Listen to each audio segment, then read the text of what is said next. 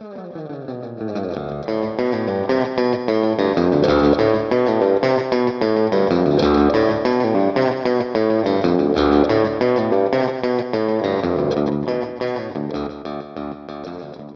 and welcome to Where You Lead, a podcast where we, a real-life mother and daughter duo, rewatch Gilmore Girls and discuss the misadventures of fictional mother and daughter duo Lorelai and Rory Gilmore. I am Tess Adair, a writer and the author of the paranormal mystery series The Karanzan Chronicles, and Beth's daughter. And I'm Beth, Tessa's mom. I am also a writer, and here's a little background on how this podcast came about. When Tess was Rory's age, we used to watch the Gilmore Girls every week. I was older than Lorelai, but in a similar position, single working mom with a kid in private school that we could not afford. Tess's friends used to call us the Gilmores, even though Tess has a brother, which Rory did not. We have a long history of discussing movies and television, plus music and politics and culture, pretty much anything that relates. And sometimes these conversations have taken on a kind of marathon quality. So when Tess moved to Seattle and we continued these talks over the phone, it occurred to us that we should move these discussions over to the digital world, maybe even into a podcast. The Gilmore Girls felt like a good place to start. So here we are. Every week, we will start off with a synopsis of the episode, along with the date it aired, before heading into our discussion. Today we are discussing Season 1, Episode 8. It is titled Love and War and Snow, which reminds me of how I tend to title my Saturday Morning Musings Facebook posts with, several different things that don't relate. It originally aired on December 14th. 2000, and a word about coffee consumption today. I just want to point out that we often discuss, how much coffee we've had and when we've had it. I watched this episode today for the first time during the day rather than late at night as I usually do, so I watched it while drinking coffee, which is a great idea. Yes. Yes, it is. This was a particularly coffee-heavy episode as well. It was. Yeah. So I guess I would say I'm at coffee 1.5 because do you ever do that thing where you drink like half of your coffee and then you fill it up again because you're about to record a podcast? Yeah, and it's kind of cooled off. Although you like your coffee, yeah. cold. Although, but, like my coffee consumption is a little feral. I was drinking the rest of yesterday's French press, and then I made a new French press and topped it up. You can't let it go to waste. You can't let it go to waste. And I actually have a new thermos now that's not a new thermos. It was actually my mother's thermos that my brother gave me recently. And I started using it because I thought, it reminds me of my mother. It's actually a really good thermos. It keeps the coffee not just warm overnight, but not stale. I mean, it's wonderful. You will inherit it someday. And trust me, you'll love it. But anyway. I actually also, I have the fanciest French press that I've ever had in my life right now. Oh, yes. Because you do. During my adulthood, I've gone through at least 3 French presses, maybe 4. Before I lived with my partner, I lived with a roommate who was also a coffee addict, and he and I both came into our roommate situations with our own French presses, and he broke both of them during that period. They were made of glass, and then my partner bought me this. My partner does not drink coffee. He bought this little French press with a, Celtic knot on it because he knows that I kind of like witchy stuff, and so he bought it just so that I could drink coffee over at his place. It was so cute but so poorly made. It broke within a year. Oh no. And so when he and I decided to replace it, it actually broke right around when we were moving into our current house. So when we decided to replace it, basically he felt like he had kind of messed up by getting one that was that cheap, and so he said I should go and look for one. And I was like, honestly, they're all that cheap. But then I did not know that La Crusette was like a thing at the time, but I later on discovered that it was because I stumbled upon this $100 ceramic French press, and I showed it to him as kind of a joke, and I was like, this one's beautiful because it's teal, and I love teal, but I think that's way too much money to spend for a French press. And he looked at it and he was like, yeah, but it seems like it would be way harder to break that one. So we went ahead and got it. It still feels like a huge splurge to me, but that's the story of how my French press came to be. It hasn't broken yet, so we'll see. Well, and I think that's unusual. Most French presses are glass. Mm-hmm. You hardly ever see a ceramic one, and it is beautiful, and it makes a really good French press. But the story about your first French press is my story. Years ago, I worked for the city of Ferguson, the infamous city of Ferguson, where I now live, and I became friends with the mayor. Really good guy. He has since passed away, and great memory of him. He had a yard sale, and I went to his yard sale, and I bought some furniture from him, some of which both pieces of which I still have, and I bought a French press. It was $2. $2. It had never been used, and it sat in my house for a couple of years. And then when you moved to Seattle, you said, I'll take this with me. Yeah, I and you I did. learned how to make French press coffee in college from a different roommate, and that is pretty much how I have drunk my coffee since. It's so simple, and French presses, unless you buy a fancy ceramic one, are pretty cheap. Yes, they are. And pretty easy to use. They make really strong coffee, which is something that the Loreleis would never be able to handle. They have to have their coffee pretty cheap, which also reminds me of my mother, because not cheap, but not very strong, kind of weak. And my mother used to drink it around the clock, and if she had made it as strong as I make mine, it would have killed her. Well, so Lorelei's claim is that she drinks it strong, but I think you're right. There's no way they're drinking strong coffee 24/7. I think she drinks a lot of it, so that's why. In fact, it comes up in this episode, her high tolerance. But I think it's more about how much, not the strength of it. But one last thing about the coffee is that today's coffee. I watched the Gilmore Girls today, which I usually watch it the night before. But it's been a busy day. I went to the gym. I had a really long, strong, vigorous workout. Came home, realized I was running short on time, so I had to have my coffee while I was watching the Gilmore Girls, along with some chocolate, which was wonderful. And it was just, I think, the exercise high, the coffee, the whole thing. I loved this episode. I'm just going to say this up front, and we have just chatted very briefly. We don't usually chat about the episode before we talk about it, but just a very brief Marco Polo exchange where you said you did not like it. I did not enjoy this episode that much. That much, yes. And I loved it. So this should be a great episode for us. Yeah, we can definitely... So yeah, let's go ahead and get into the episode, and we can talk about our different opinions. Okay. I mean, we definitely watched this episode in completely different situations, because I watched it at the end of my work day yesterday. It was very late. At midnight. Yeah. You watched it at midnight. I literally watched it at midnight. I am pretty regularly working at midnight. So yeah, I literally watched this episode as like the last thing I did before I went to bed. So I will admit that I was kind of tired. I did a lot of work yesterday, and I was a little tired.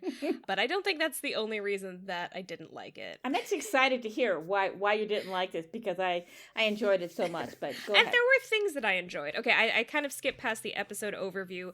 The episode overview is basically just a snowstorm hits and everybody reacts to that. Different people get trapped in different places. And one of the consistent themes throughout the episode is that Lorelai is over the moon about the snow.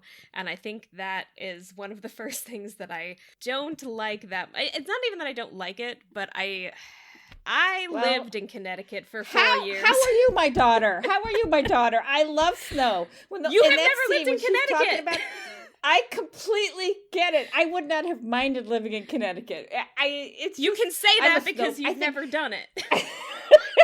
I think people are snow people or they're not snow people. And you might have been a snow person if you hadn't lived in Connecticut. Yes, I disagree. I think it was rough weather there. I have enjoyed... I used to like snow when I lived in St. Louis, and I like snow again now in Seattle. The thing about snow in Connecticut, and global warming being what it is, it has been over 10 years since I lived there, so it's possible that it isn't as bad now. But when I lived there, basically what would happen is it would snow in the middle of November, and it would not be gone until February. No. And it froze. And it wasn't just the snow. Yeah. There would be at least a couple of horrible snowstorms where literally before they hit, everyone would have to go to the store and stock up on water, make sure you had batteries for your flashlight, like full-on weeks-long power outages were always a danger, especially because I lived on a college campus where a lot of the buildings were older and did not have good insulation for power and piping and things like that. So, yeah, and interestingly, that's where they live. They live in Connecticut, right? They live in Connecticut. It's kind of wild. And that this is why I have an issue with how over the moon Lorelai is about it, because I'm just like, the snow in Connecticut is a danger. It is a danger, and it is a terrible time to be there. But the snow in this episode and the way she's treating it and talking about it is metaphorical. So that's why it doesn't bother me. But also, I think one of the worst things, the absolute worst things about climate change is how little snow we get anymore. And then there'll be some, we've gone 2 or 3 years here without getting more than snowflakes. Yeah. And then we'll have massive storms one year. It's, it's one way or the other. It's nothing in the middle where you just get a couple of inches and you can enjoy it, and have some hot cocoa. It's not like that anymore. Yeah. But my childhood memories, as Lorelai's childhood memories, involve two things: playing in the snow and having snow days off school. So for me, because back then, snow days, when it snowed, it was 3, 4, 5 inches. You didn't go to school. Yeah. So I have great memories of snow. I love snow. It's one of the reasons, literally, that I put up with the freaking hot summers in St. Louis, because I love snow so much. Well, so and I completely get this thing. I do think that maybe global warming has kind of permanently colored how I feel about snow as well, because my feelings about snow in St. Louis were that when I was much younger, we would get these beautiful snow days and, several inches of snow. And I have not that long ago have the memory of it disappearing. Like, that colored my adolescence. Was like, it was, this is part of why when I became an adult and realized that some people denied climate change, I was just like, I saw it happen in St. Louis. We used to get before our very eyes. Yeah, we used to get these beautiful, week-long snows that would be, 6 inches or something, 4 to 6 inches, and you could do snowmen and all of that. And by the time I was 12, 13, it's like it didn't happen anymore. Or if it did, it was every 3 or 4 years. It was massively horrendous. Yeah. We'd get to a foot and a half, and no one could leave. Would die. Yeah, exactly. And nobody could leave the house. Yeah, so it's one or the other. It's the extreme thing about climate change. And let's just reiterate here that the title of this episode is Love and War and Snow, which is why we're talking about snow people. Yeah. So this whole episode is about snow and coffee. So maybe we're just not going to go too into the plot and just talk about snow and coffee. All right, let's go through it pretty quickly. Start with the first scene, Miss Patty arguing with Taylor. Yes, so we start with a town hall meeting. So this is also where we're kind of getting into the staples of the show now. The town hall meeting becomes a staple of the show, and this is kind of the first one that we get. I think this is also a little bit, I'm not 100% sure, but I think this is also a little bit of an inconsistency, because the mayor is a character in this episode, and I'm not totally sure that he continues to be a character going forward. I'm pretty sure later on they don't have a mayor. Okay, so a note about the actor playing the mayor. Do you know anything about him? No, I don't. So his name is David Huddleston. He was in The Big Lebowski. I'm not sure if he played in The Big Lebowski, but that's one of his main. He may have played The Big Lebowski. He might have, but his other two big movies are Mel Brooks movies, Blazing Saddles and The Producers. He has been kind of a well-loved character actor for years, often with a cigar in his mouth. And I don't think I saw that he was in the Dukes of Hazzard, but he reminds me of one of the characters in the Dukes of Hazzard, so he might have been. I don't know. Probably not, though. But he's a very well-respected character actor, been around a long time. So when I saw him in this, I thought, oh, wait a minute. I got to stop this, look this guy up. I know this guy. And he was in Blazing Saddles and The Producers. Yeah. Mel Brooks. Interesting. And so we also, okay, just to clarify what's going on, Miss Patty and Taylor do have a little bit of a back and forth. Taylor is doing the classic kind of conservative thing of complaining that no one is listening to him, or that no one is letting him speak, when in fact he has been speaking for 20 solid minutes and they've all been forced to listen to him.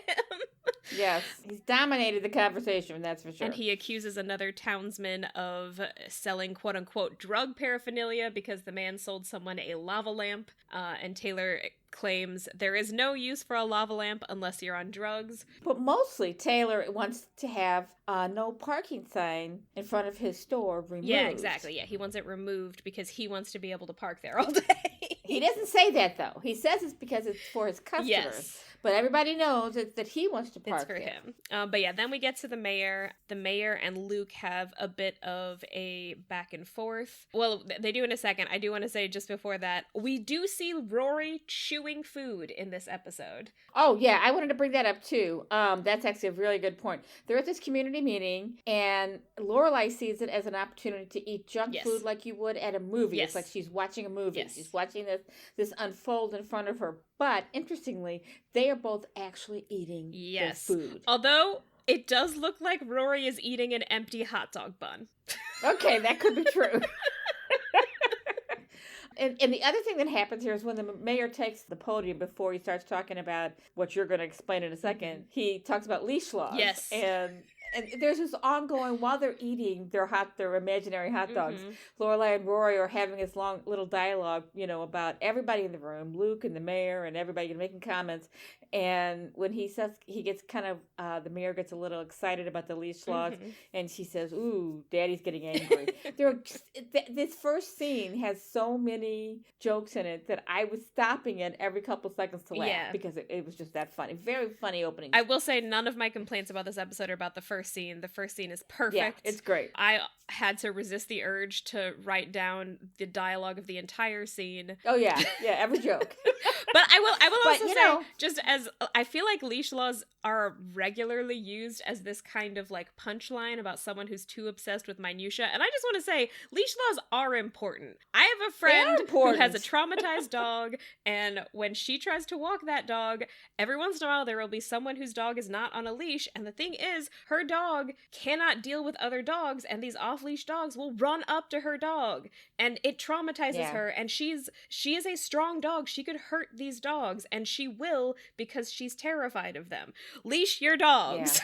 Yeah, and there's a whole group of people who feel like their dogs are well trained and they don't want to leash them, and it's like, no, you need to leash the dog. That's insane. You have to follow the law just like everybody else does. But also the scene when we start getting into when they're talking about the historic reenactment thing that you're going to explain in a second, Luke interrupts the mayor, and I thought this was every time this kind of thing happens, I'm going to point it out. Every time we get a clue about Luke. Yes. So there's another clue about Luke in this scene. He says to the mayor, "It's me, Harry. Luke, you've known me since I was 5. I guess the mayor says before that, "Who are you again?" Yes. No, it's me, Luke. You've known me since I was 5. Okay, that's a clue. Yeah. And then later on, we find out that his dad was a reenactor, and that's another clue. So gradually, we're getting to know Luke. Yes. Also, I kind of think, like, now that we know this for sure, and I believe this is, like, Luke canon going forward, is that he has, in fact, lived in this town since he was a kid. I'm thinking that the scenes where he's, like, claiming not to know what went on with Lorelai and Rory when they were younger, I think you can sort of accept it as, like, he and Lorelai just, like, weren't in the same circles. But I think in reality what was happening was the writers of the show wanted to be able to tell these stories, and there's kind of no one in the town who wouldn't know these stories already. So Luke, because he has the outsider feel, is, like, the person who gets told these stories. And I guess we're just sort of supposed to assume, like, I don't know, he was hobbiting away in his house and not hanging out with anybody during that time or something. Well, or I have a couple theories. It could be that. It could be that he left the town for maybe 20 years and came back.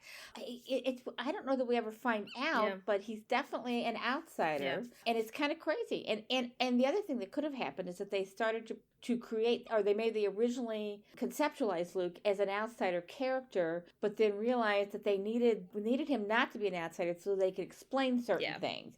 And so they kind of changed his story. It's either that or he went away for a while. We don't know. Yeah, either of those could be what's going on.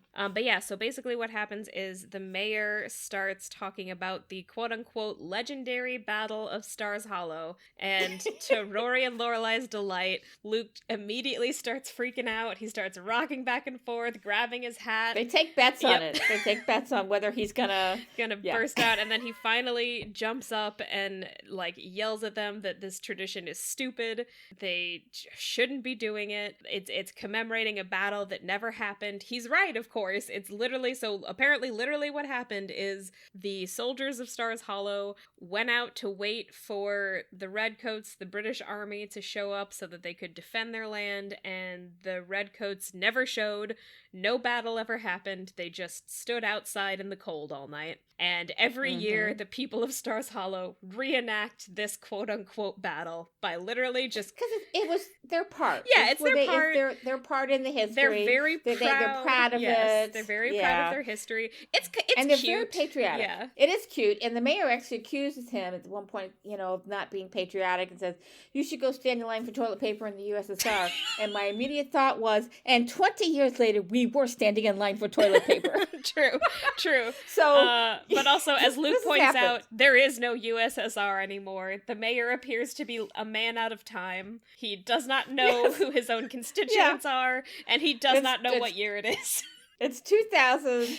The USSR has not existed for a while.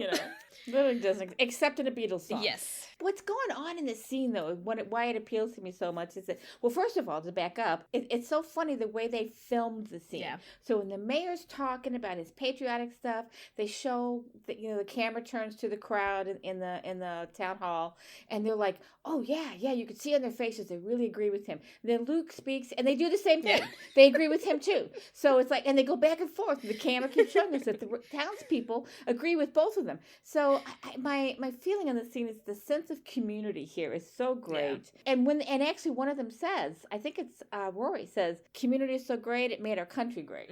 Yeah. I don't have the exact line, but that's basically what she says, because she and Lorelai going back and forth with their... And here's the thing that's kind of a foreshadowing, because later on Lorelai is on a date in the movie theater and they're talking, but I'm sitting here thinking, okay, so do you talk I'm literally thinking about, do you talk like this in movies? Do people hit you upside the head because you're talking in a movie? Yes, she And then does. Later on, she's literally talking in the movie. So I did have one more note about the scene, which is, so Luke gets up to argue against the reenactment, and Taylor immediately comes to the reenactment's defense. He loves the tradition, and I think this is, we talked about this a little bit last time. Taylor and Luke are each other's foils. I think at this point, it's...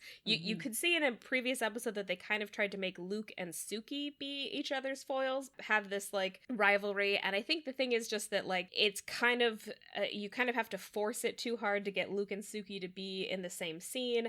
And I also honestly think that personality wise, it does not quite work to have Sookie be the counterpart to Luke, because she's just so sweet and effervescent that it would just make Luke seem mean, Yeah, that's a really good point, actually. Yeah. I was thinking they have a lot in common because they're both cooks. They do. But they come at it so differently that it's and they're very proud. Yeah. They both take a lot of pride in their work. True, and they are both very strong characters, but I just think if we saw Luke being mean and ornery to Sookie over and over again, it would just kind of leave a sour taste in your mouth, because why be mean to Sookie? She's just a ball of light. Taylor, on the other hand, is an equally ornery old man who is... curmudgeon. He's a whiny curmudgeon, just like Luke. It's much more fun to see two curmudgeons go at each other. Like I mentioned briefly last time, they're both always kind of wrong, and that's part of what's fun to watch them, is that they're both two jerks, but they've been pitted against each other instead of someone who doesn't deserve it, And I think Sookie is someone who doesn't deserve it. And they're funny. Yeah, and they are funny. She doesn't deserve it. And Taylor and Luke are great foils for each other, and that curmudgeonly contentiousness between them is just so much fun to watch. Yeah. And Taylor is kind of excited, and Luke is very dry. Yeah. They're different styles of communication. Also, I do think that Taylor very much represents the traditional conservative mindset, and Luke, despite being very much a patriarchal character type, his actual positions are the liberal side of things. Oh yeah, he's opposed to golf courses. That's gonna kill you. He literally says in this scene, we were defending land that we stole, and he's right. Yep. And so and when he says that, Rory kind of looks at her mom and goes, yeah, yeah, that's what we did. Yeah, he's right. But yeah, so Luke's actual points are usually kind of the more progressive side of things. I mean, Sookie is just like not really a politically based person. Like she just doesn't, No. yeah, like her dialogue is never really about politics, but Luke and Taylor's are. I mean, Luke more openly because he openly says these things that are blatantly political, but Taylor's whole thing is, what is it, full-throated embrace of tradition. Yeah, it is. I think Luke and Sookie also have in common that they pick up, they're very observant. It doesn't seem like Sookie is, but she is. She notices things and hears things that Lorelai says that Lorelai is surprised later on that Sookie, because she seems to be in her own world, but she and Luke are both very observational.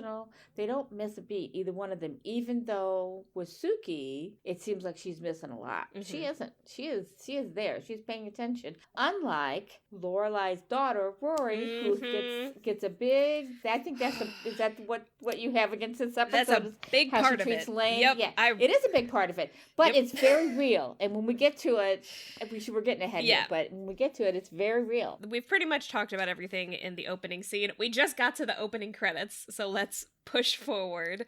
So Lorelai is very excited about the snow. She wakes up in the middle of the night, opens the window, lets in all of the cold air, which is just a recipe to get yourself killed by hypothermia. But she is also... Okay, let me give the alternate opinion here because I love this scene.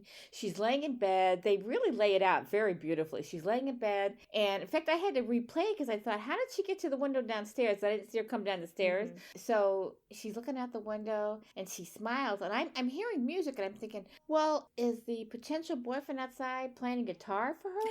That's what I thought this was at first because it's that kind of romantic. It's very romantic. Photography and the smile on her face. But instead, she gets up and goes downstairs, opens the window and looks outside and breathes in the air and realizes she smells snow. Yeah. Now, there will be people who disagree with Lorelai and me, but I can smell when snow is coming too. So I'm one of those people. And when she said that, I thought, yes, those are my favorite kind of days in the winter when it's crisp.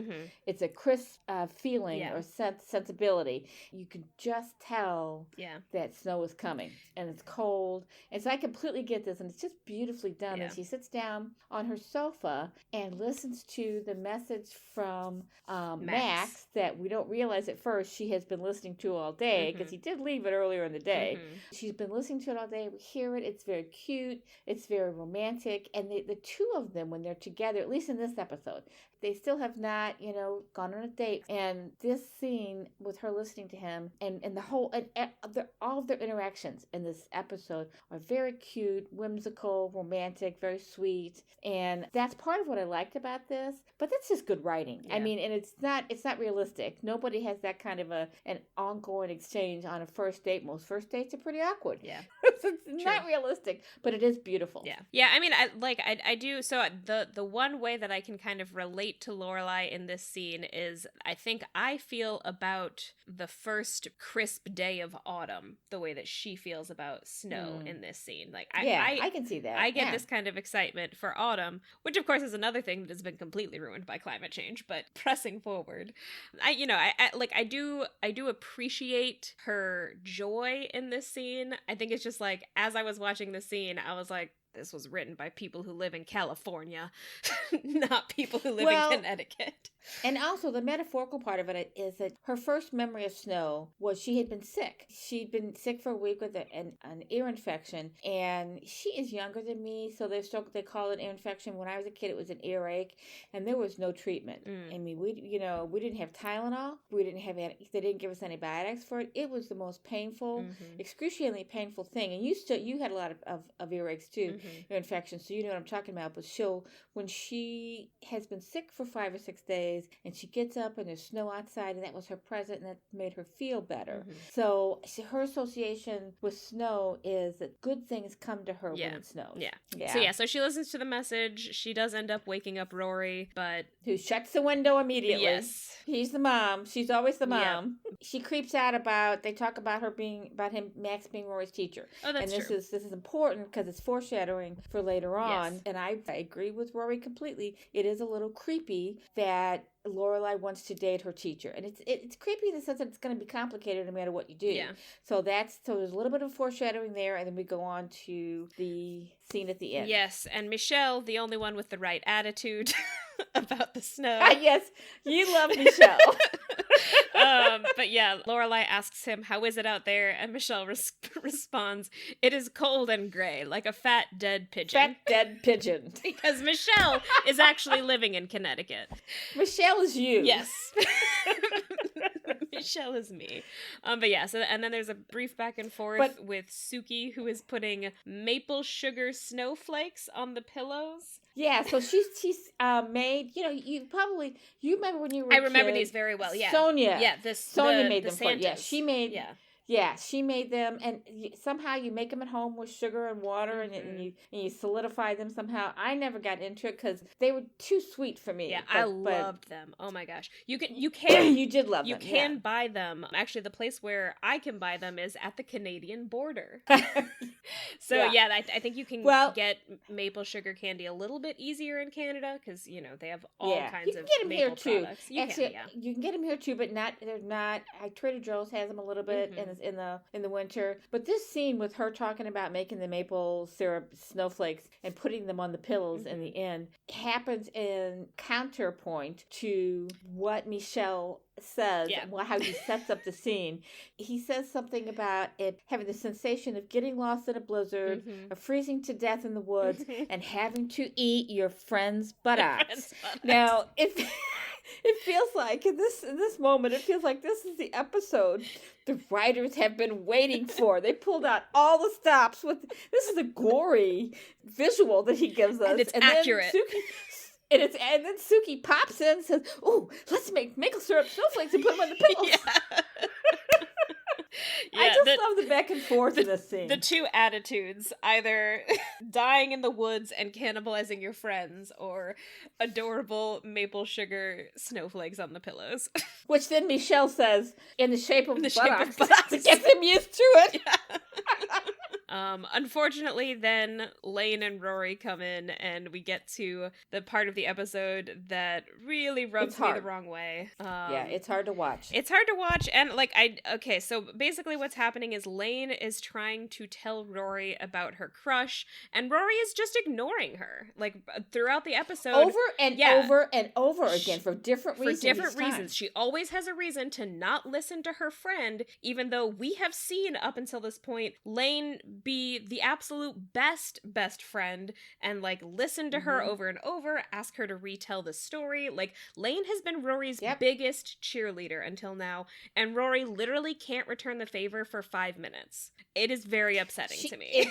Rory is there are moments throughout the series where we realize that Rory is can be a very self-absorbed person. Very self-absorbed. And when she first meets Dean a couple episodes back, and he talks about how she was sitting on the grass and she didn't see the blood spurting. Do you remember that story? She didn't see there was a soccer ball that hit somebody in the face or something. Yeah, blood spurting everywhere, kids screaming, and she's sitting there reading and never looks up. Yep. So she can be very focused and very self-absorbed, and each time there's a different reason. So at one point she's focused on finding her chemistry book, and there's 2 or 3 different reasons. It's her book initially, and then it's she has to get cookies for Dean, and then it's literally Dean, and then I feel later on it's a different studying thing, and then of course eventually she gets trapped at the grandparents' house. And the last one is not her fault, but all of the other ones are. All the other ones are. And when they're sitting on the bench together and she's giving the cookies to... This was the scene that was hard for me. Yeah. She's giving the cookies to Dean, and he kisses her, and they have a long kiss. And her friend Lane is sitting there on the bench with her, watching this. And she's been trying to get her to advise her on her own boys. For the first time, Lane has a boy she likes. Yeah.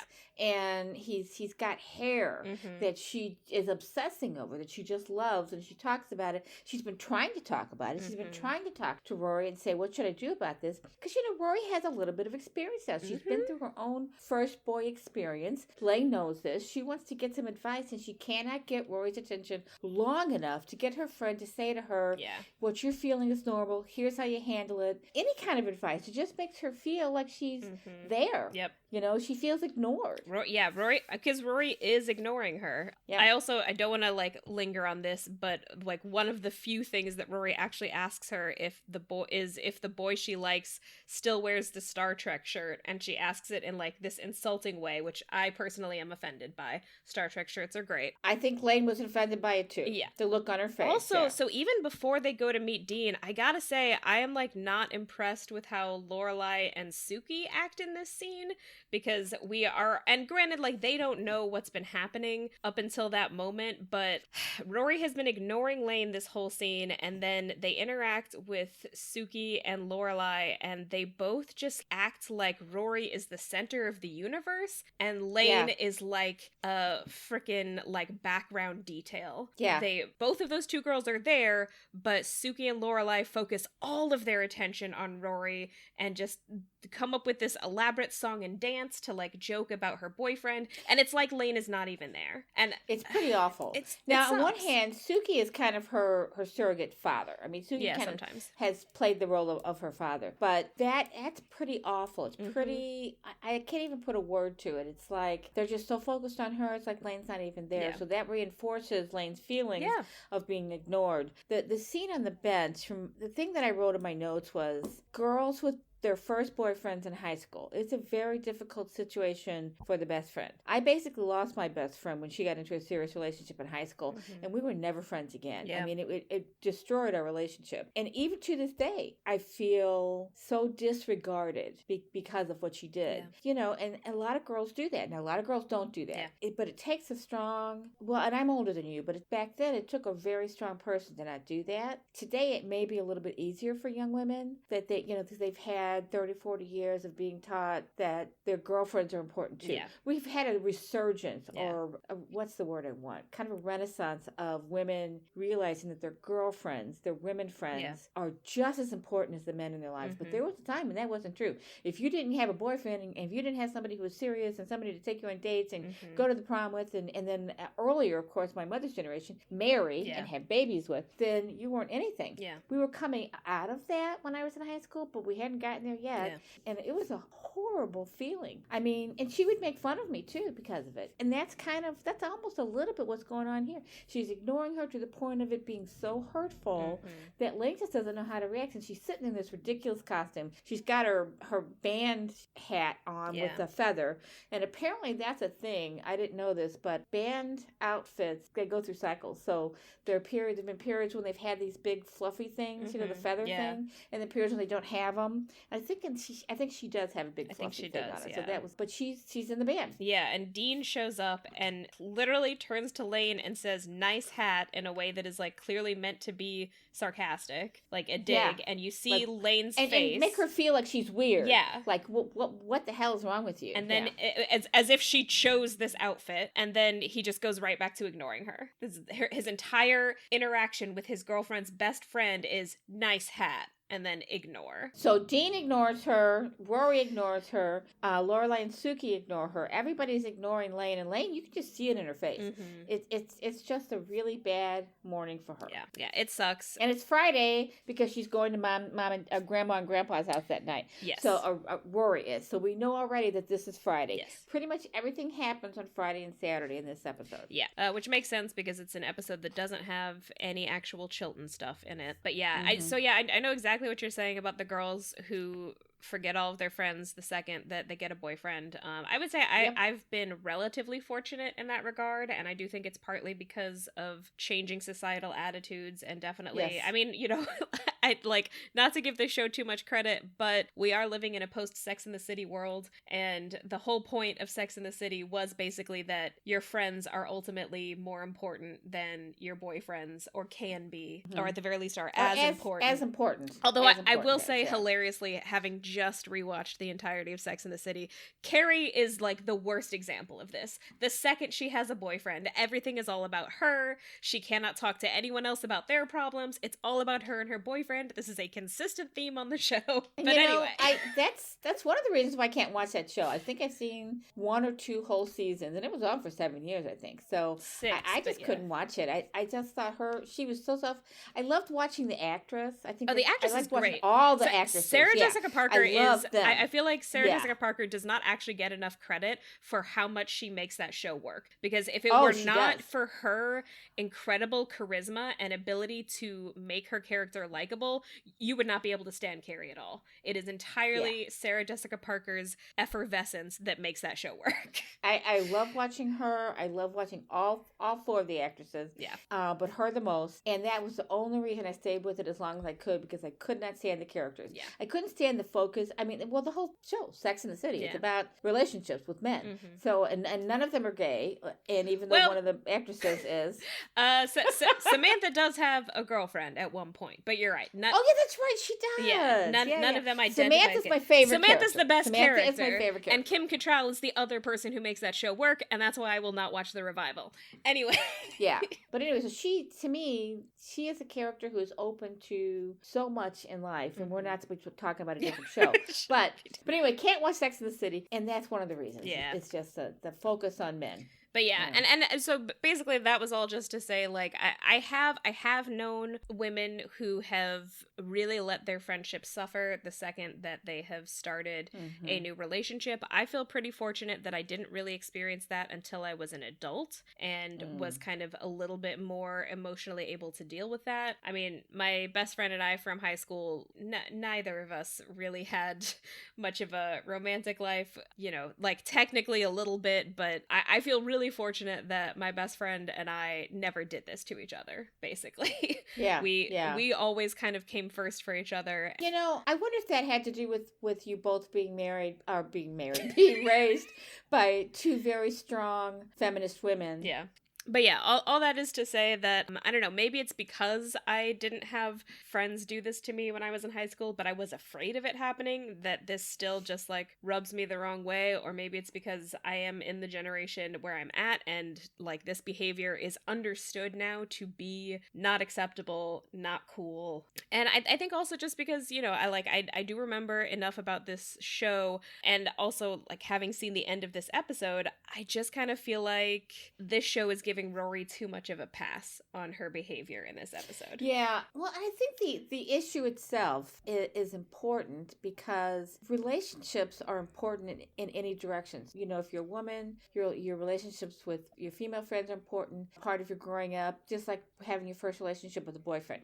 Those things, and the thing is, you learn from both, and you grow, you develop emotionally and psychologically and whatever from all kinds of relationships with older people, with children, with boyfriends, with girlfriends. So for you to put one above the other, there's an imbalance. Yeah. And that's what's happening here. Rory she's so lucky to have Lane. Yeah, she is. She's lucky to have her mother. She's got some great female relationships, and this is her first relationship with a boy, but she's giving it more importance than she is the other relationships in her life. Yeah. And at least with Lane. Yeah. I mean, not with her mom, but with Lane. And that's an imbalance, and that's going to cause problems. And it's not good for her, it's not good for Lane. No. But you're right, the writers do seem to give Rory a pass on it. Although at the very end of the episode, and we'll get to this, something does happen that's kind of makes you think. But anyway. Yeah, we can talk about the end when we get to the end. But yeah, okay, so that's that scene. And then we cut back to Lorelai really briefly, who is again rhapsodic about the snow. And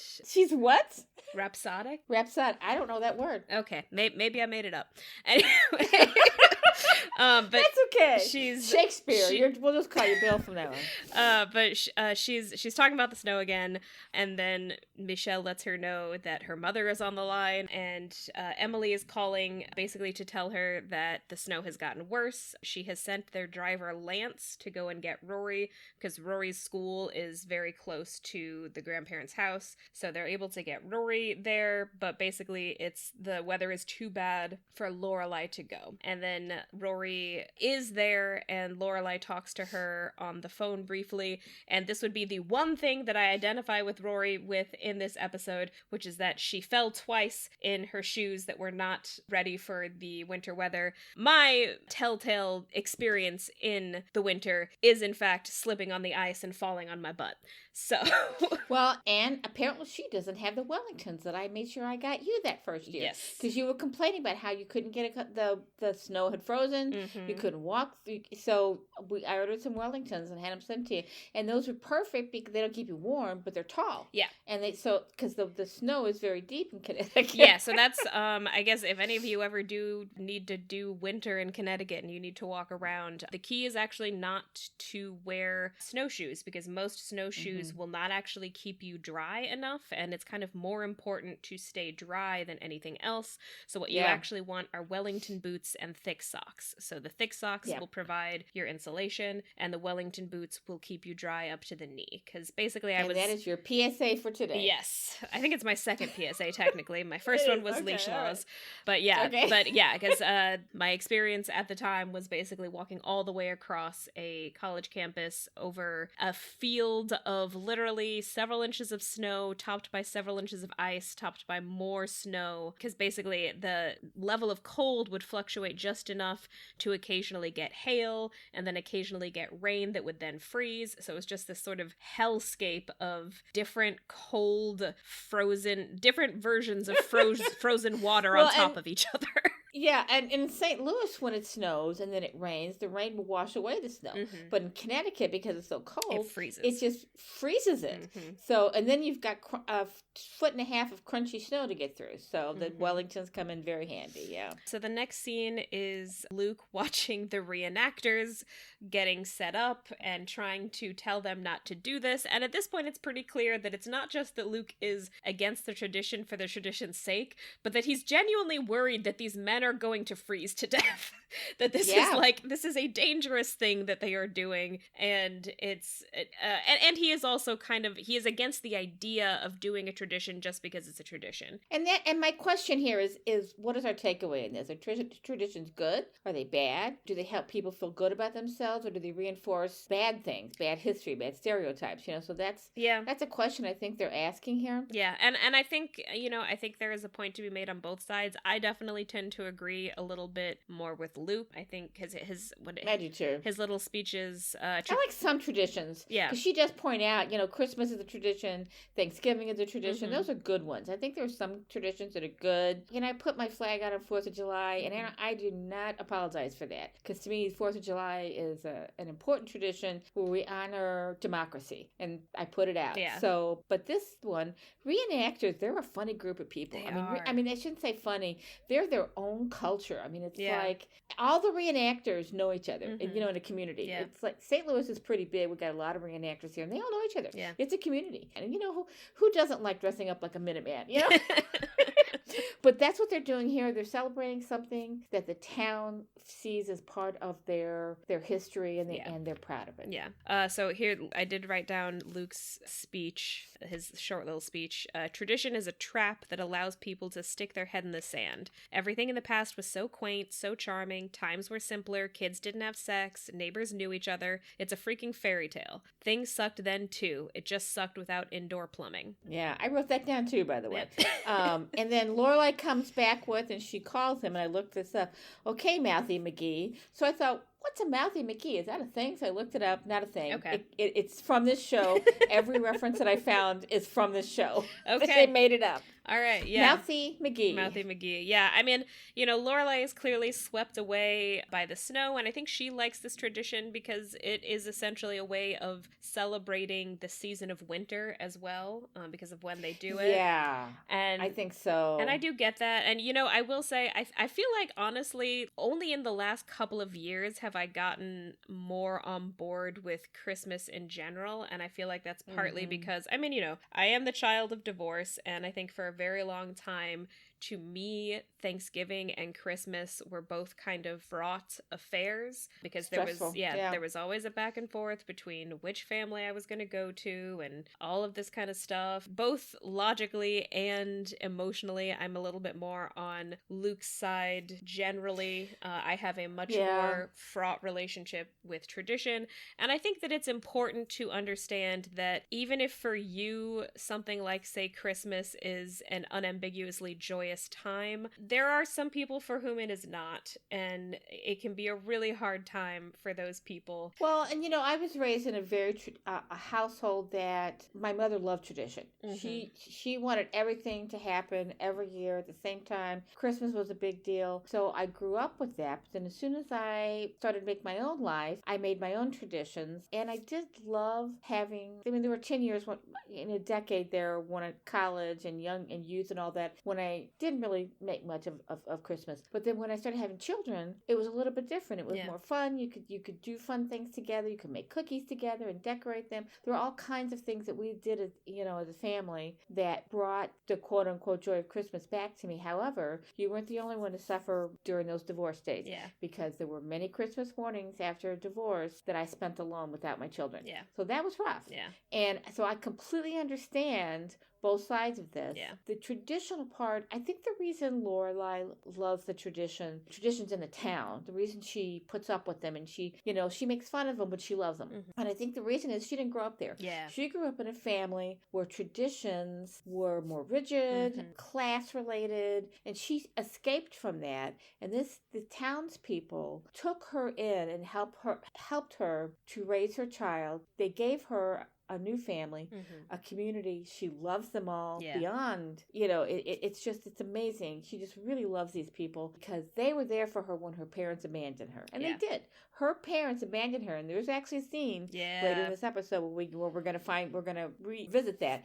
But they abandoned her and this town took her in. So this is her family. Yep. I've said this before, but this is her family. And she understands and accepts their traditions a lot more readily than Luke does. Mm-hmm. And she's got different reasons for doing it. Yeah. And, I will say, I think this exchange between Luke and Lorelai is really cute, and it really shows kind of how complementary their personalities are, which will get a little bit paid off in a later scene. So the very next scene is, my note on it is, Lane goes insane and touches a boy's hair without permission. Oh my God. And then in a very Rory moment, runs away.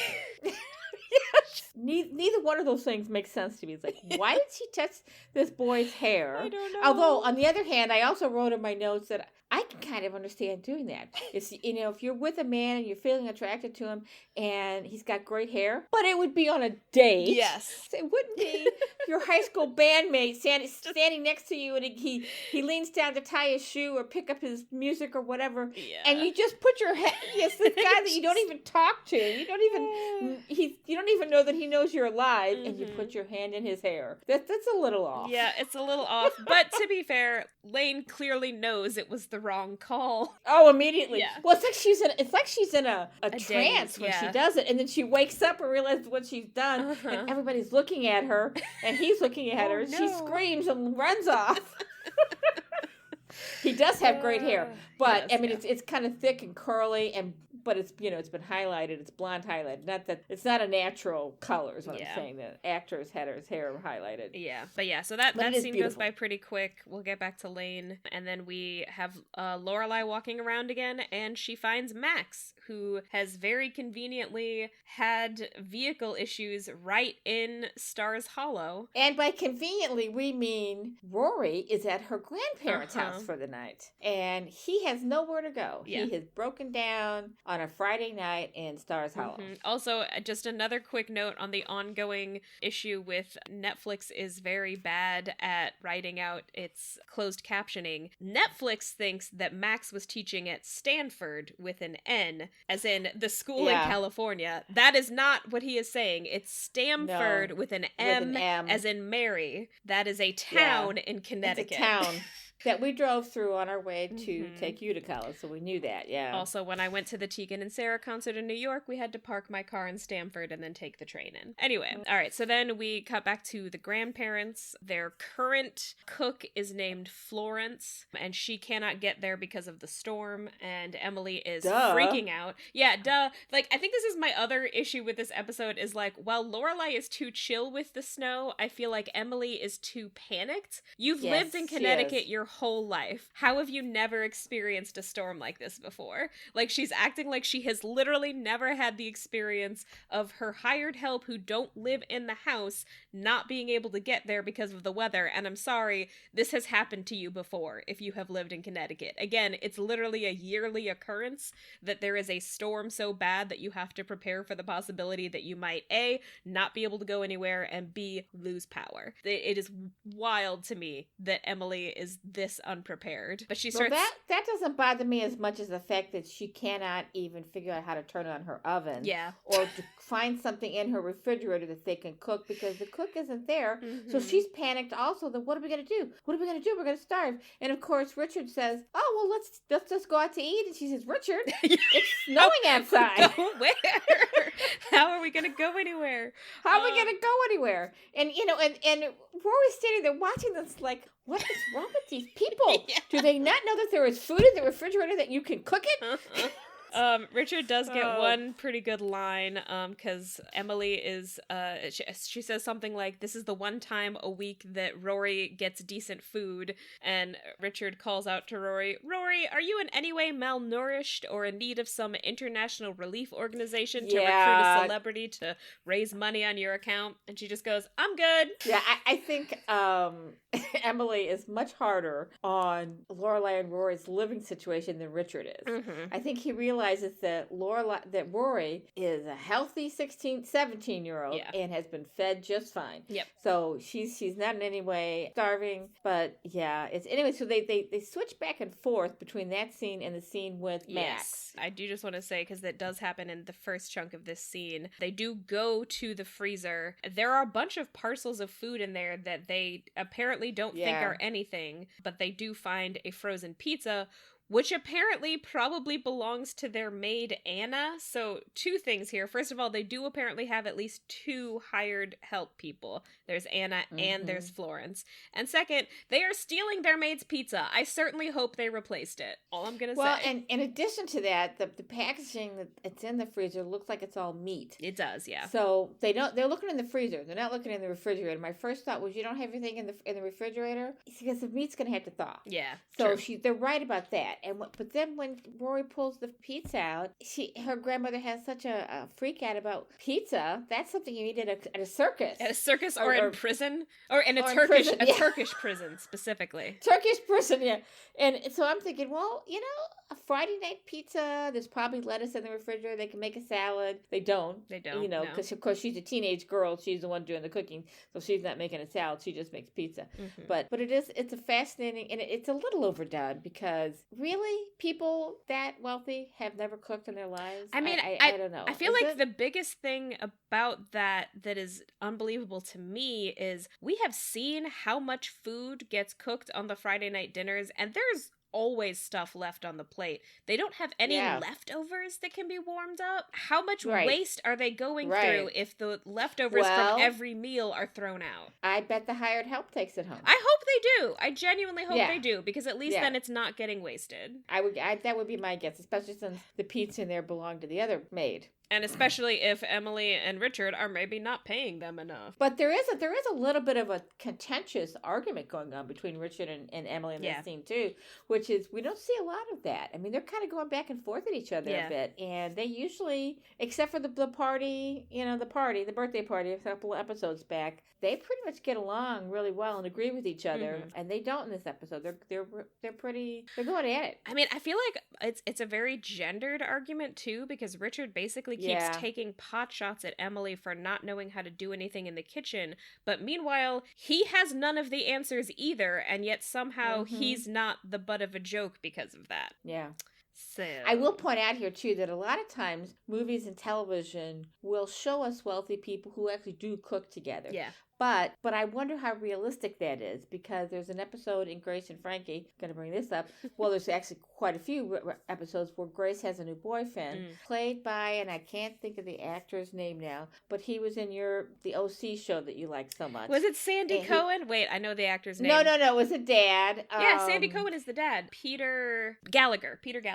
Yes, Peter Gallagher. I love God, Peter gorgeous. Gallagher. I love him. Peter Gallagher, and he is 15 to 18 years younger than Jane Fonda. Plays her boyfriend and eventually her husband. And every time he says, "Oh, let me make you some food," what he's really saying is, "I have my chef waiting in the car for me." The chef comes in. The chef travels with him wherever he goes because he's that wealthy.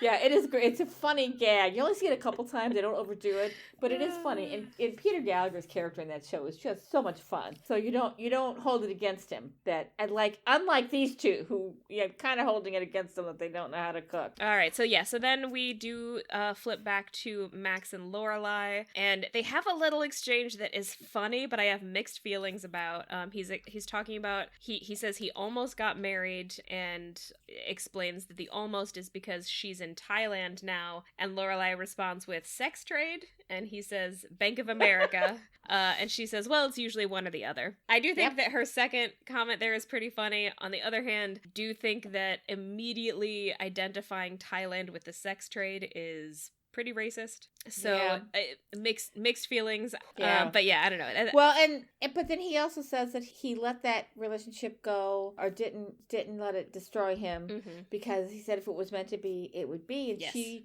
they have talked about earlier in the episode about how he kind of believes in fate, and she says to him, "Fate, poetry, love, they all go together." Maybe he says that to her. I think he says that. But but fate, poetry, and love, they all go together. Yeah. That's a pretty good line. I think the term that he uses in that sentence, he does say fate, but he also uses the term kismet. And I think that's how he initially brings it up. But yeah, so then we do flip back to Rory briefly, where she is in Lorelai's childhood bedroom, and she finds... And why is she there? She's there because the contentious back and forth between her grandparents is kind of bugging her. Yeah. So she goes upstairs. So it's really, it's an extreme situation with them in this episode, which they don't usually do. But so she goes up to the bedroom, pulls out the photo album. Yeah, and she finds one of those, I'm not sure what they're called, but one of those like photo strips that you take in a photo booth of Lorelai and Christopher, and she kind of pockets that. And it's a series of 4 cute photos when they're very young. Yeah. They look like they're 15 they're probably not even... Well, if she had Rory at 16, they were dating at 15. Yeah, exactly. So, and they are very young in those pictures. Yeah. But then she gets... And it's sweet. Yeah. It's sweet. It is. It's very cute. This is my mom and dad. I want these pictures. Yeah. Yeah. And then she gets a buzz on her pager and goes to call. I believe the way this worked is the pager would show you what number was paging you, and then you would call it back. Oh, I didn't notice the pager. Okay. Yeah, she like pulls out her pager, and that's when she goes to the phone and calls Lane, but she's actually calling her own house, and Lane picks up, which is how she discovers that Lane is hiding at her house. And this is a point, 2000, I guess they would not have had cell phones yet? Is that? I think it would not have been super common for sure. Well, you were 12 or 13 when this show was on, so and you didn't have a cell phone until you were 14 or 15. Yeah. Okay. So I didn't have a pager either, but Rory is the kind of person who, like, her life is in many different places, so it does sort of make sense that she would have a pager.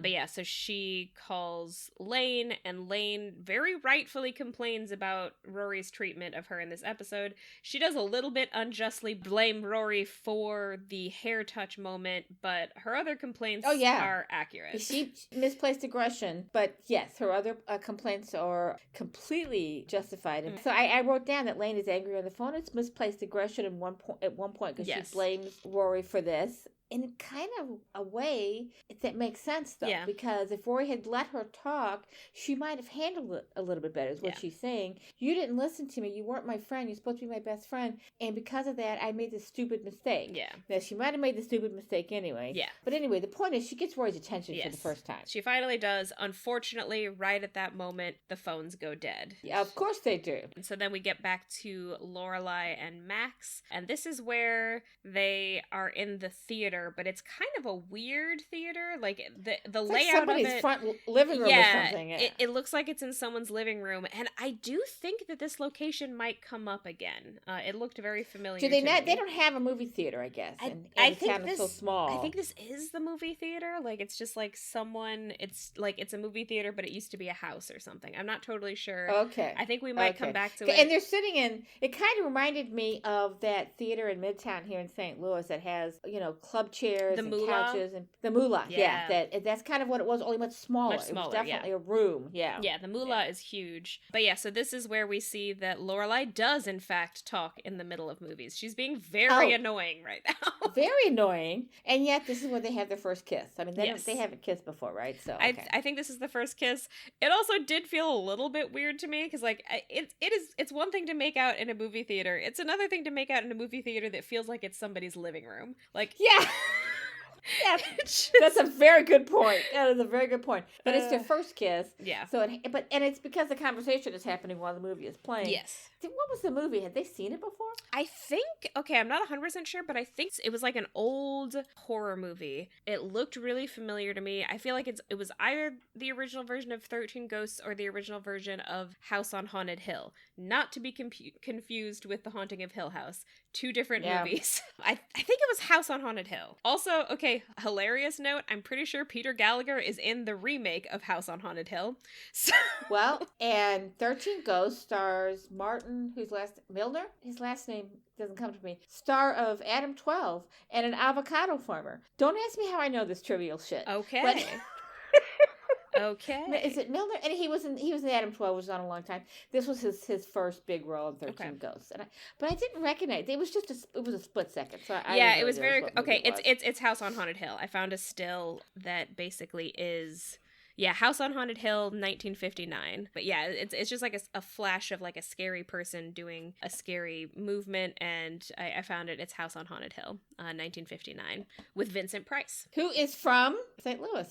Oh, okay. I think I did know that at one point, but I forgot. So we've got that, and then we cut back to the grandparents eating pizza. Richard kind of embraces it immediately. Emily is a little more hesitant. Did Richard pick up his pizza, or did he use a fork and knife like Emily's doing? I can't remember. I'm not But Emily's sure. cutting it. Yeah, Emily attempts to cut it. And here's the thing. I had to, one time when I was in, South Carolina, I got pizza in South Carolina. It was so hot that I had, the first couple bites, had to use a fork and knife until it cooled down a little bit, which is what she's trying to do, I think, too. Well, she starts cutting it and then realizes it's hot. So, and a friend of mine said that that's a common thing in New Jersey, apparently, because I've always seen people in New Jersey, pick up their pizzas and kind of double it up. They double it in New York, too. They double their pizza up and eat it like a sandwich.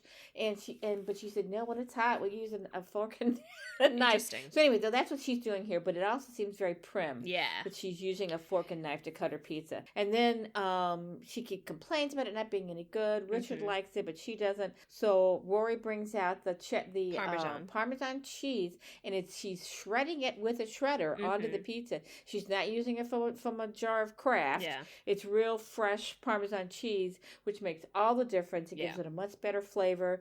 And she mentioned something that her mom does that we did for years. We would buy $3 frozen pizzas and add our own ingredients, add a little bit of extra cheese, maybe pepperoni, add a little. So it was the cheapest way to have pizza on Friday night, and we did that a lot. And it's a single mom technique. So another Beth and Lorelai tradition for single moms everywhere. I do think it's kind of funny that Rory presents it as if her mother invented putting extra Parmesan on pizza, which like this method is definitely like the better way to do it and the less traditional way to do it. But like almost every frickin' pizza parlor in America has a little thing of grated Parmesan. Like, absolutely. Lorelai did not invent this. She also said that Lorelai put a lot of other ingredients on it too. She would add other things to it, which is what we did. So we added ingredients, and that I think that is something that people do. Yeah, it's a great way to get cheap pizza. You have the ingredients in the house, throw some olives on it, throw some extra cheese. So and just keep anyway. So I think also the fact that Rory does something to it basically gives Emily an in to enjoying it. Like she's very hesitant, but it's almost like as soon as Rory comes over and does this, you can kind of like see on Emily's face that she's much more open to it now because Rory has given it this kind of personal touch and made it seem a little bit less like it came out of a box. And sure enough, she tries it again, and this time she loves it, and she loves it so much that she goes over to grate some on to Richard's pizza because he has to have the true experience. And then they have the conversation about Errol Flynn, which I just love. Yes, that was cute. It's like they're talking about her sister. This would be Emily's sister, who lives in France, who she hasn't seen in a long time. Hopi. Oh, it's in the album, the photo album. They get that out. They see this picture of her. Mm-hmm. And they talk about that, and then Richard says, "Oh, we should travel," and Emily says that would be great. And then I don't know how it comes up, but he talks about how their wedding. There's a wedding picture in there. Oh yeah. And he says, "Well, I really wanted to."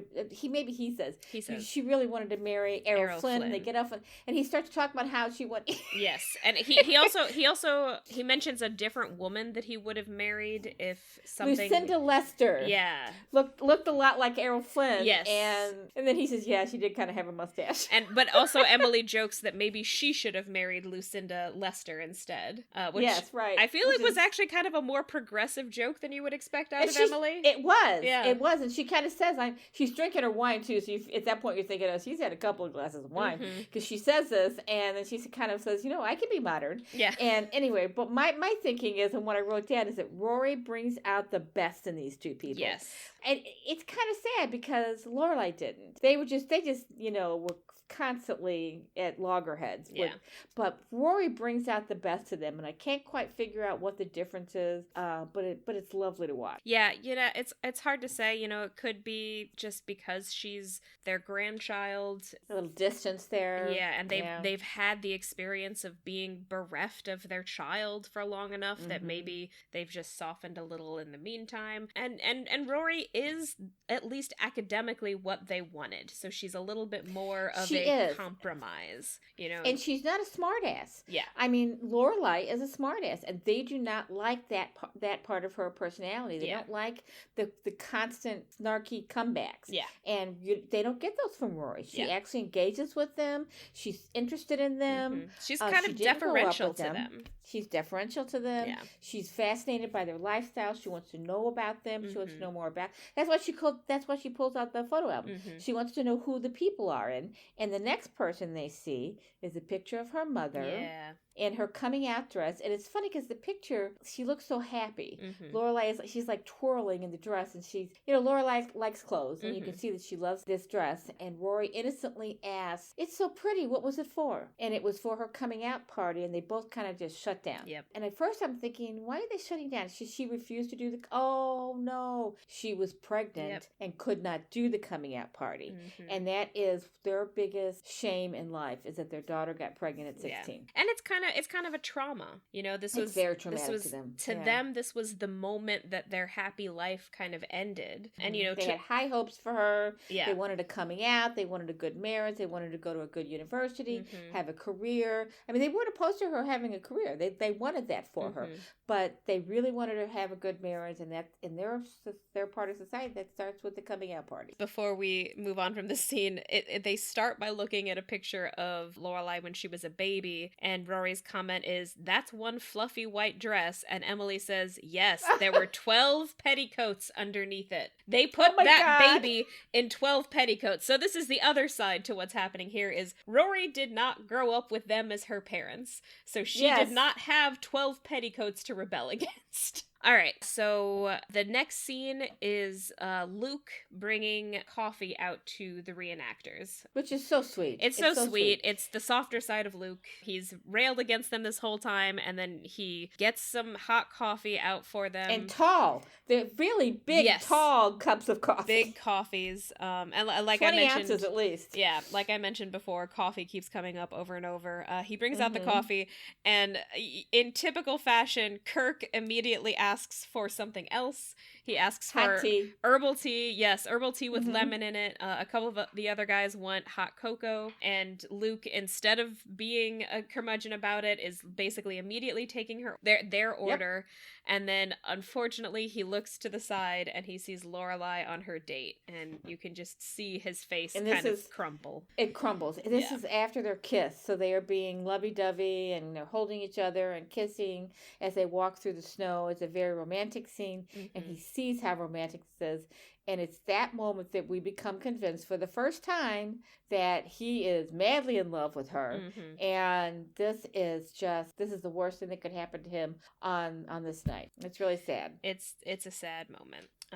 But then we push on to Lorelai and Max kind of up close. They have gotten back to the house, and Lorelai basically has to pause on the porch because she has to think about letting him in. You know, obviously they are at the point where he doesn't really have another option at this point except maybe to go to the inn, but even then he'd have to get there. But even so, this is kind of a huge, I mean, she talks about it as like it is a rule for her that she has never brought a man back to the house, and that's mainly because, as she said before, she doesn't want Rory's life to be impacted by her dating life, which is a reasonable and good thing to do if you are a single mom. You know, kids need a certain amount of stability. You don't want to be introducing people to them who are just going to disappear, and that's how she's lived her life. And even though things have been going well with Max, that doesn't mean that she's totally ready to break this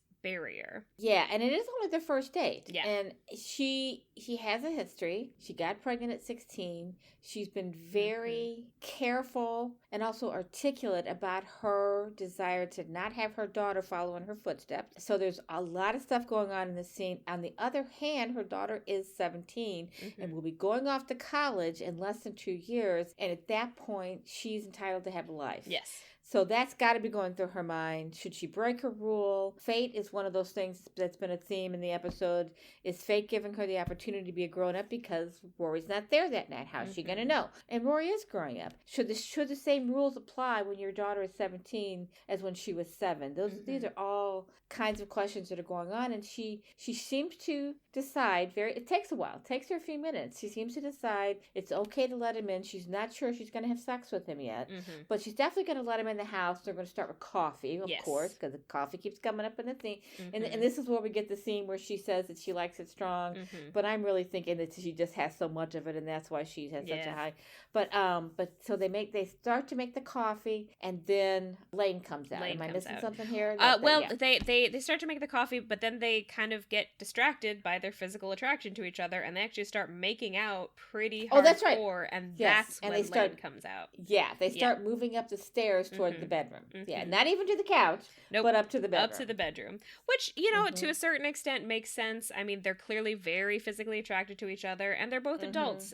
Lorelai is at least 32. I think there was a reference to the fact that her birthday might be in the winter, so she's 32, almost 33. She's an adult. You know, she's ready to have a sex life. Unfortunately, she is also a mom, and when Lane comes out and interrupts them, Lane kind of tries to do the nice thing and is like, oh no, you guys can make out. I'll just go hide in Rory's room. Yeah. But she immediately starts playing The Cure, which is basically the music of sadness. And Lorelai understands that immediately. Oh, thank you. Yes. I did not know that. I didn't know what the reference was. Oh, she's playing The Cure. Yes. I don't even know who that is. So the Cure is like, I'm not super familiar with The Cure, but I know that like the kind of stereotype or whatever about The Cure is that you only play it when you're depressed. Okay. They are a band of depression. Okay, that's good to know. So she recognizes that the music is The Cure. It's sad music. She has to go and check on Lane because she's the mom. And I think that, you know, I will say on the one hand, I think that her interaction with Lane here a little bit helps to make up for how she acted earlier when she was ignoring Lane. But on the other hand, but it to me, it also kind of underlines why that other scene bothered me so much, because yes, technically Lane does have her own mom, but we have shown time and again that Mrs. Kim is not a good emotional support for Lane, and so Lorelai kind of is the emotional support parent for Lane. And I know that she's not really her mom, and maybe that's technically not her job, but that is kind of a job that she has somewhat accepted, and this scene proves that, which makes it frustrating to me that in the earlier scene she so ignored Lane, or like praised Rory at the expense of Lane, you know? Well, and I think in that scene in particular she was oblivious to Lane. Yes. And I think that was they needed that. It's a plot point. They needed to emphasize how Lane was feeling. Yeah. It does feel out of character for them because she does have kind of she's a more realistic parent for Lane. Yes. And when Lane has issues that are modern and realistic for the time we're living in, she can take those to her mother when she can't take them to Mrs. Kim. Yeah. Mrs. Kim is like she's living in a different century. Yeah. So she loves her daughter more than life, but she does not always give her she never gives her good advice. No. And yet Lane respects her mom so much. It's amazing. Does. I mean, she really respects her traditions. But so it's really hard to see that, but I think it was a plot point. So they do make up for it. I'm visualizing the writer saying, we really kind of screwed her over in that scene. We got to give them a good scene. So they do. She confides in Lorelai, and Lorelai does a good job with her. Yeah, she really does a good job. She tells her, this is nothing compared. She doesn't say it's nothing. She doesn't say that, but she said, this is the first time you've had a really difficult situation in your life. You're going to have a lot more. Yeah. And you're going to be embarrassed. You're going to be humiliated. It's going to keep happening. And what's important about this is how you respond to it, how you react to it. And of course, we don't know yet how she's going to do that. I'm assuming in the next episode, we will see the consequences of that. Yeah, I don't remember specifically. It's the end of the episode, so he doesn't get a chance to talk about what she's going to do. But Lorelai strengthens her confidence levels. Yeah, Lane is a confident young woman. Yeah, and this has destroyed her self-confidence. I mean, I think she's kind of similar to Rory in that she's confident in all the parts of her life except when it comes to boys. That's true. So then we get Rory comes. So then they decide, because the girl's in the house, there's a teenager in the house, even if it's Rory. They can't have sex, so he sleeps on the couch. He has nowhere to go, so he has to sleep on the couch. Yeah. Of course, he falls asleep with his book on his chest. He's reading. But she goes upstairs, and she goes to bed, and she waits. Oh, go ahead. Before she goes upstairs, she does stroke his hair. Yes, you caught that. Yeah, very good. Very good. Because it's a thing. It's a real thing. It totally makes sense. And I'm mentioning it because I thought it was a sweet moment, and I thought it was kind of a nice counterpoint to the other, where it's like Lane shouldn't have done what she did because she didn't have permission, but when you do have permission, it's kind of a nice gesture. It's a gesture of intimacy that isn't explicitly sexual. It's affectionate. And it's kind of a nice, like, okay, they're not going to get to have sex, but she can touch his hair, and that is something. Touch his head. Yeah. Well, and it's not only that Lane didn't have permission to touch the boy's hair, it's that he has no idea that she is interested in him. This is out of the blue. What the fuck are you doing, woman? That's the look that he gives her. He wasn't even looking at her. Like, he was literally like doing something with his instrument, and all of a sudden feels a hand on his head. And they've known each other since they were 5 years old. This is something that she mentions earlier in the episode. She said, early in the episode, she's like, we've known each other since he was 5, but all of a sudden he's different. He's got this great hair, and I just can't stop looking at him. Yep. But yeah, so then Lorelai goes upstairs to go to bed, and I think the next scene is Rory coming home, apparently having been driven home by the driver. Yeah, by the grandparents' driver. I think Richard drives himself, but I think Emily always has a driver. Is that your impression? Or I'm not sure. I don't know. I just know that, like, Emily referenced him earlier in the episode. She called him Lance, so you know that he is their driver. But so Lorelai ends up running down the stairs so that she can basically get to Rory before Rory sees the man in their living room. Yeah, she's gonna see him. Yes. She just wants to prep her for it. Yeah, she wants to prep her for it, which I think is a good impulse. Yeah, and so she basically tries to prep Rory for it. She tries to kind of explain what happened, basically, because she didn't intend to have a man over that night. It's sort of a series of happenstance that led her to this moment. She does say that snow is like catnip to her, which I think makes sense in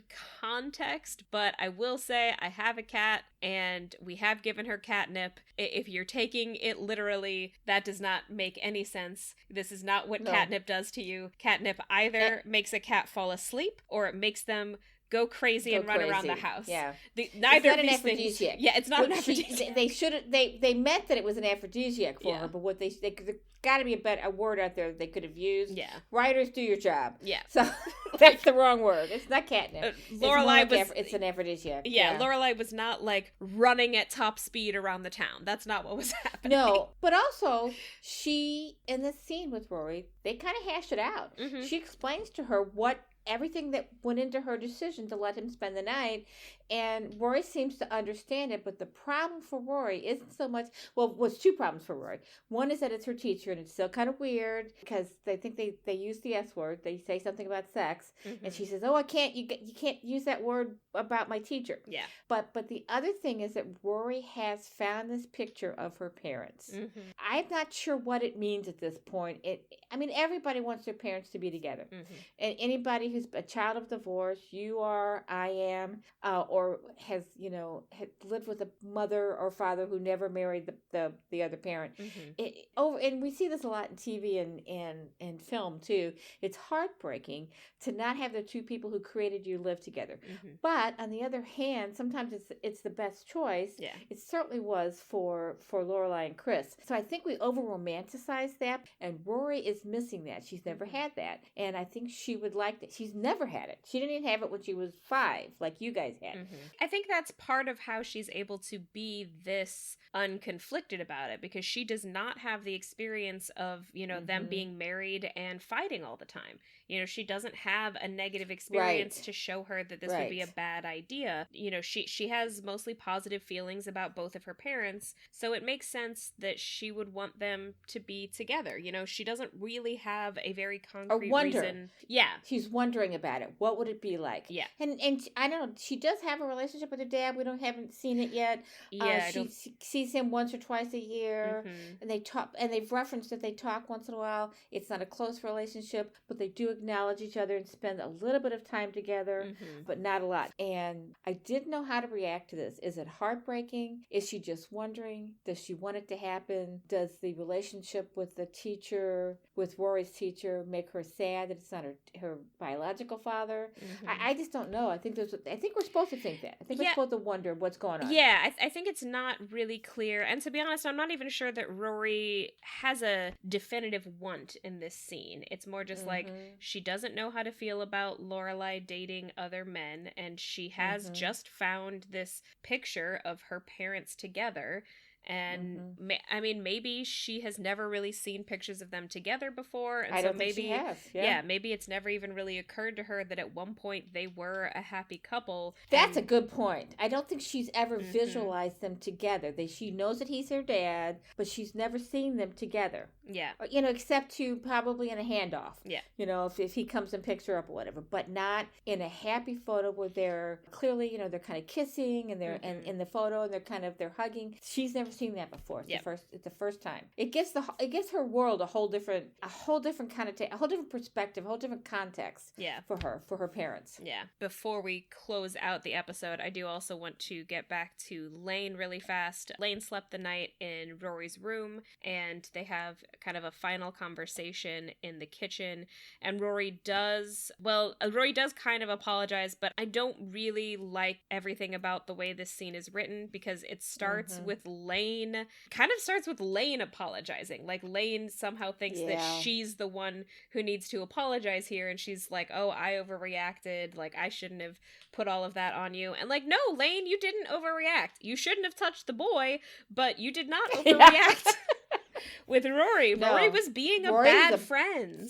She was a bad friend. She absolutely was. And Rory doesn't seem to really acknowledge that. She kind of does, but she's not really. She kind of does, but we're not getting it. Yeah, like she tells Lane that it's not her fault, but she doesn't really take all of the responsibility, and we end on a note of Rory being like, "I do want to hear about it. You should, like, let's meet up again this weekend, and then you can tell me all about it." And then Lane says, "And you can tell me all about the teacher situation." And I'm just like, or maybe for once it can just be about Lane, because it's always about Rory. Maybe Rory doesn't need to be centered in this conversation again. Like, maybe your next hangout can just be about Lane, because all of the ones leading up to this have been just about Rory.